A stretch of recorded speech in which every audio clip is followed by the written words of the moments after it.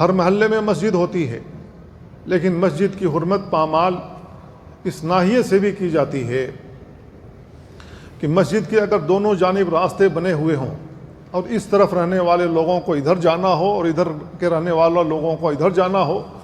تو مسجد کو راستے کے طور پر استعمال کر لیتے ہیں، عام طریقے سے اسی میں آتے جاتے ہیں، چاہے کوئی پاک ہو ناپاک ہو، چاہے کوئی عورت حیض کی حالت میں ہو، پاکی کی حالت میں ہو، کسی بھی حالت میں ہو، وہ شارٹ کٹ مارنے کے لیے مسجد کو راستہ بنا لیتے ہیں۔ مسجد راستہ کے لیے نہیں ہے، مسجد کو راستہ نہیں بنانا چاہیے، یہ ہمارے غلطیوں میں سے غلطی ہے۔ عبداللہ ابن عمر رضی اللہ عنہما